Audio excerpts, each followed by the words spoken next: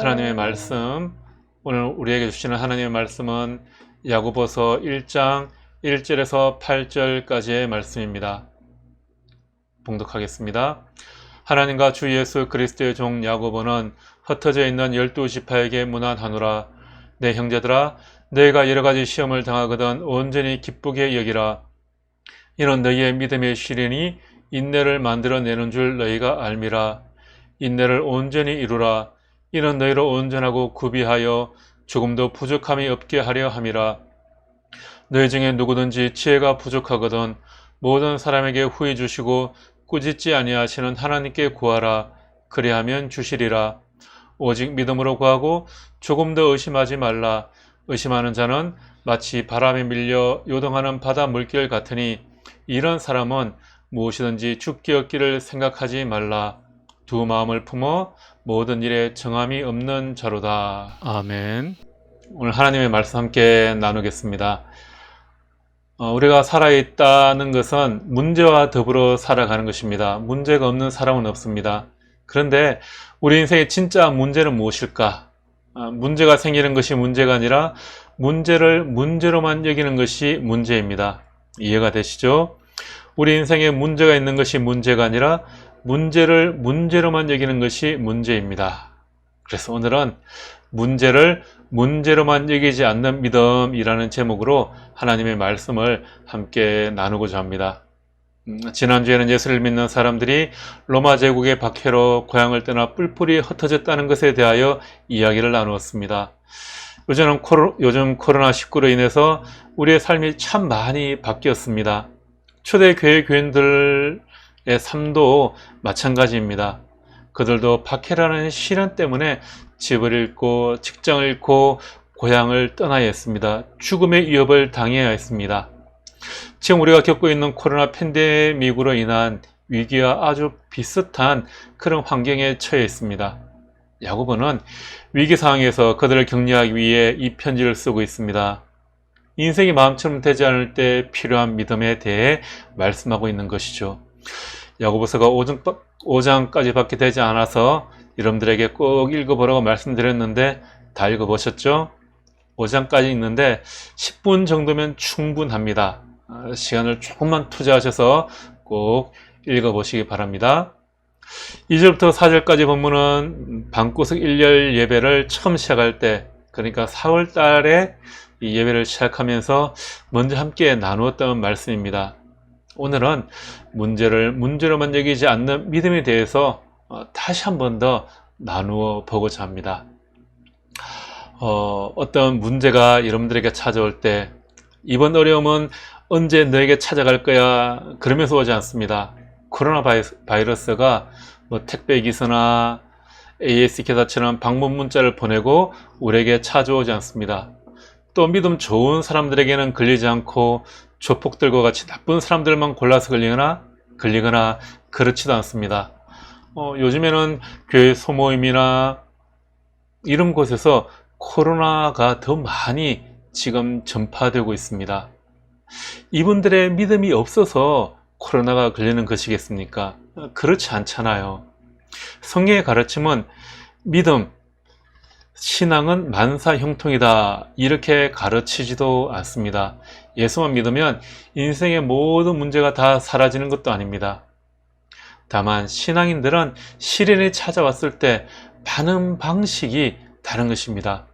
문제를 문제로만 여기지 않는 믿음이 있습니다. 야고보는 문제에는 목적이 있다라고 말씀하고 있습니다. 우리의 문제 뒤에는 하나님의 목적이 있다는 것입니다. 우리의 삶이 내 마음처럼 안 되는 그때 하나님께서는 우리의 시련을 통해서도 우리의 삶이 유익하게 변할 수 있도록 사용하신다고 말씀하시는 거죠. 하나님께서는 어떻게 우리의 삶에서 어려움을 선으로 이용하실까요? 3절, 4절 말씀을 읽어보겠습니다. 세번역 성경을 읽습니다. 여러분은 믿음의 시련이 인내를 낳는다는 것을 알고 있습니다. 여러분은 인내력을 충분히 발휘하여 조금도 부족함이 없이 완전하고 성숙한 사람이 되십시오. 우리의 인생에 어려운 문제가 생기는데 거기에는 하나님의 목적이 세 가지가 있습니다. 첫째, 문제는 우리의 믿음을 테스트합니다. 3절에서 믿음의 시련이라고 말하고 있죠. 시련이라는 것은 테스트한다라는 것입니다. 믿음은 근육과 같아요. 근육이 생기려면 운동을 해야 하는데 지금 자신의 근육이 감당할 수 있는 무게 이상을 들어서 근육에 긴장을 주어야 합니다. 그래야 근육이 더 커지게 됩니다. 자기가 할 수 있는 만큼만 해서는 현상 유지도 힘들다는 거죠. 우리의 성품이나 믿음의 힘이 자라는 방법도 마찬가지입니다. 여러분의 믿음을 테스트하면서 그 무게를 늘려 나가야 하는 것입니다. 여기서 시련이라는 단어는 실제로 금속을 정제하는 데 사용되는 용어입니다. 용광로에서 금속을 정제하는 것은 불순물을 태워 없애고 더 단단하게 만들기 위해서입니다.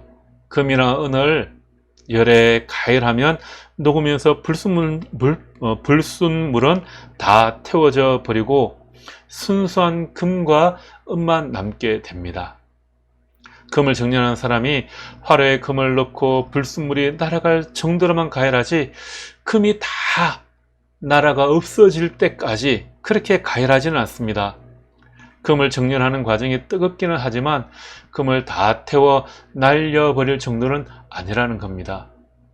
금을 정렬하는 사람은 불순물이 다 제거되고 화로에서 금을 꺼내야 할 때를 알고 있습니다. 우리에게 찾아오는 시련도 마찬가지라는 거죠. 하나님께서 우리를 테스트하시는데 불순물이 다 제거되면 용광로에서 우리를 꺼내 주십니다. 그 과정이 죽을 만큼 힘들기는 하지만 죽지는 않는다는 겁니다. 그 과정을 통해서 우리를 더 단단하게 만들어 주십니다. 지금 이 위기의 상황에서 여러분들의 삶이 용광로에 들어가 있는 것처럼 느껴질 수 있습니다. 금이 정제되기 위해서 뜨거운 열기가 있는 용광로에 들어가듯이 여러분을 다 태울 것 같은 뜨거운 열기에 갇혀 있을지도 모르겠습니다. 여러분도 저처럼 직장을 잃었을 수도 있고 또 수입이 없을지도 모르겠습니다. 저는 너무 용감하게 자원해서 교회를 사임을 했는데 얼마나 교만했던지 말입니다. 그 기간이 이렇게 길어지고 힘들지 몰랐습니다. 아마 제게 불순물이 많아서인지 하나님께서 저를 너무 오랫동안 용광로에 넣어 두시는 것은 아닌가 그런 생각이 듭니다. 이제 그만 꺼내 주실 때도 됐는데 말이죠. 여러분의 건강에 문제가 있을 수도 있습니다. 이전에 나왔듯이 문제의 종류는 참으로 다양합니다. 썰디원 아이스크림과 같이 참으로 다양한 색깔과 다양한 맛으로 우리에게 찾아옵니다. 철을 녹이는 용광로의 열기와 같은 뜨거운 열기로 여러분들의 믿음을 테스트할 수도 있습니다. 이런 문제들은 우리를 참 당황하게 만듭니다. 그런 문제들은 우리가 가장 기대하지 않을 때 일어납니다. 준비가 안 되었을 때 일어납니다.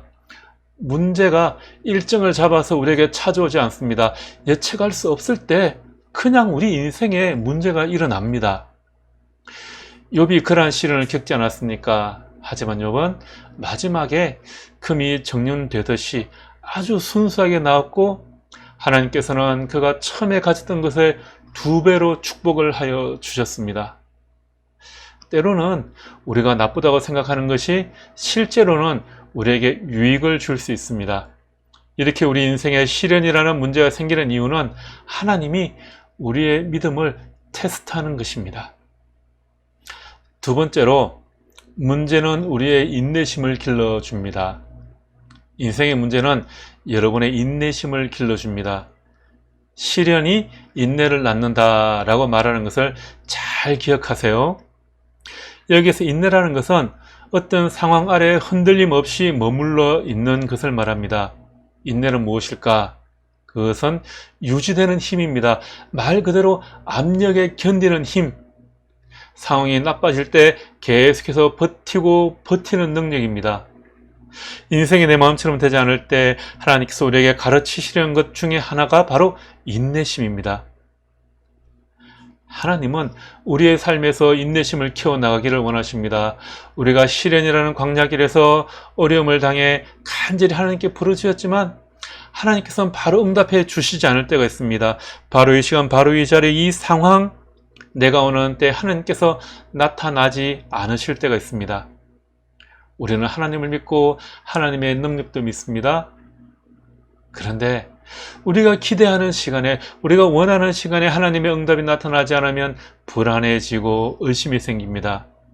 그러나 하나님께서는 광야라는 기다림의 장소에서 하나님이 공급해 주시는 말씀을 묵상하며 인내하라 말씀하십니다.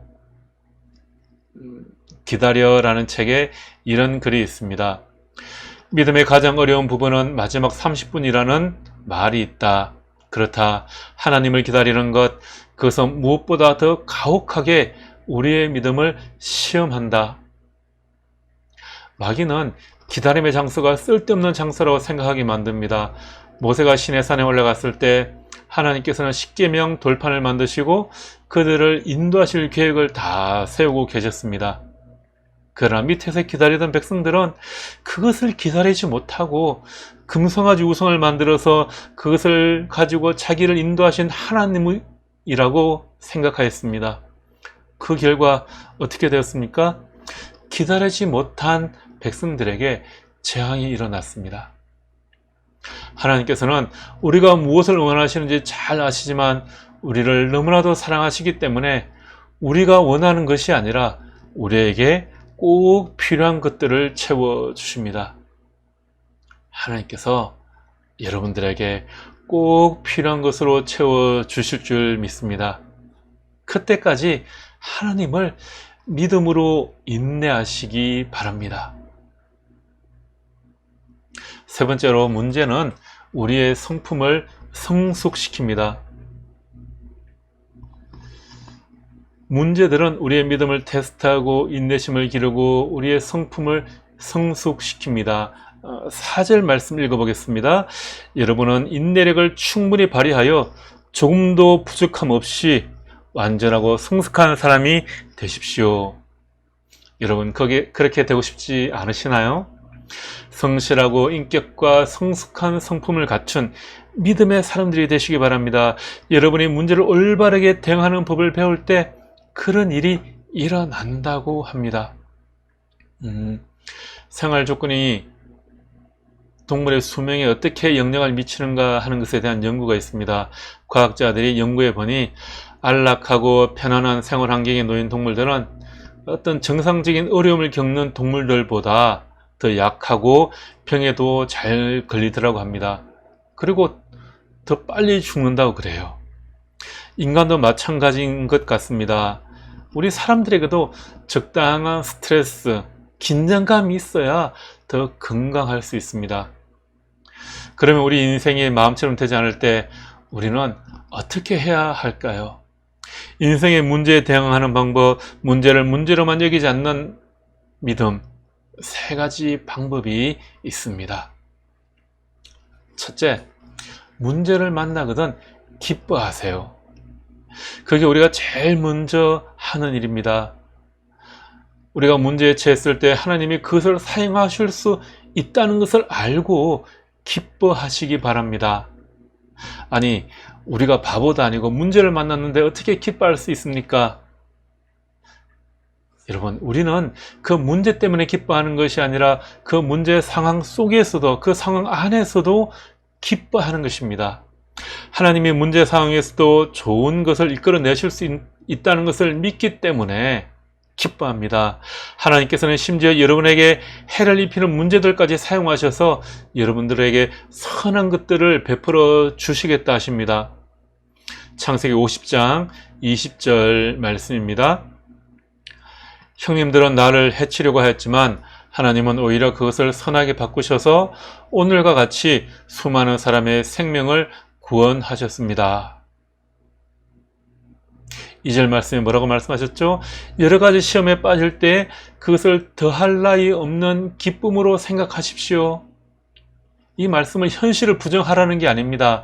그냥 아무 문제가 없는 척 하라는 것도 아닙니다. 마조이즘, 자기 학대도 아닙니다. 우리는 그 문제를 기뻐하지 않지만 우리가 알고 있는 그 사실이 진실이기 때문에 공경에 처해 있는 동안에도 기뻐할 수 있습니다. 우리가 알고 있는 사실이 무엇입니까? 지난주에 말씀드렸죠. 첫 번째, 하나님께서 우리가 겪고 있는 그 모든 일을 보시고 관심을 가지고 계신다는 사실을 우리는 알고 있습니다. 두 번째로, 하나님은 우리의 기도에 응답하시고 우리에게 힘을 주실 것이라는 것도 알고 있습니다. 세 번째, 하나님께서 항상 우리에게 선한 것을 주신다는 것을 우리는 또한 알고 있습니다. 네 번째, 우리의 삶에 대한 하나님의 계획이 우리 자신의 계획보다 항상 더 낫다는 것을 우리는 알고 있습니다. 우리가 이 고통을 겪을 때 로마서 8장 28절에서는 또 이렇게 말씀하고 있습니다. 하나님을 사랑하는 사람들, 곧 하나님의 뜻대로 부르심을 받은 사람들에게는 모든 일이 서로 협력하여 선을 이룬다는 것을 우리는 압니다. 여러분, 모든 일이라고 합니다. 모든 일. 모든 일은 코로나19나 또 지금 여러분들이 겪고 있는 모든 문제를 다 포함하는 말입니다. 모든 일에서 하나님은 자기를 사랑하는 사람들을 위하여 일하십니다. 이건 세상의 모든 사람에게 하신 약속은 아닙니다. 하나님의 뜻대로 부르심을 받은 사람, 바로 하나님을 믿고 하나님을 사랑하는 사람들에게 약속하신 것입니다. 지금 우리처럼 힘든 시기에 있을 때 기쁨을 선택하라는 거예요. 기뻐하는 것은 우리의 선택입니다. 기쁨을 선택하는 것은 상황의 좋고 나쁨 때문이 아니라 믿음으로 선택하는 것입니다. 모든 일에서 하나님은 그를 사랑하는 사람들의 유익을 위해 함께 일하고 계심을 믿으시기 바랍니다. 다윗이 시편 34편 1절에서 이렇게 찬양을 합니다.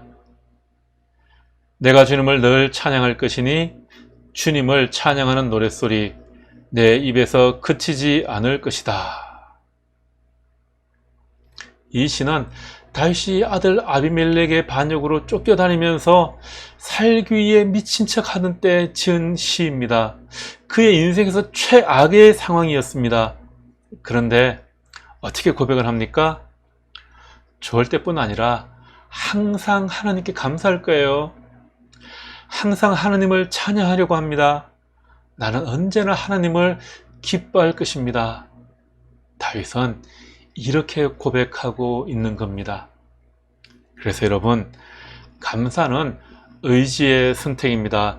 나는 하나님을 기뻐하는 쪽을 택하겠어요. 문제에 대해 기뻐하는 것이 아닙니다. 하나님께서는 이 문제를 통해서도 내 인생을 선하게 사용하실 것을 알고 기뻐하는 것입니다. 둘째, 하나님께 지혜를 구하라는 것입니다. 1장 5절 말씀입니다.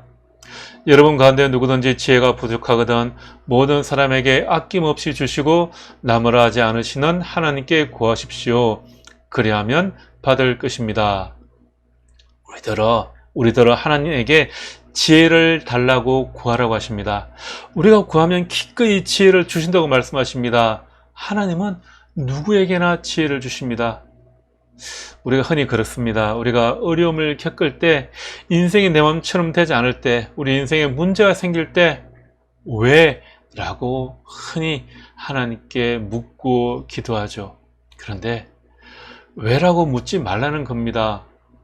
왜 이런 일이 생기는 거죠? 이렇게 묻지 말고 무엇을 해야 할지를 물어보시기 바랍니다.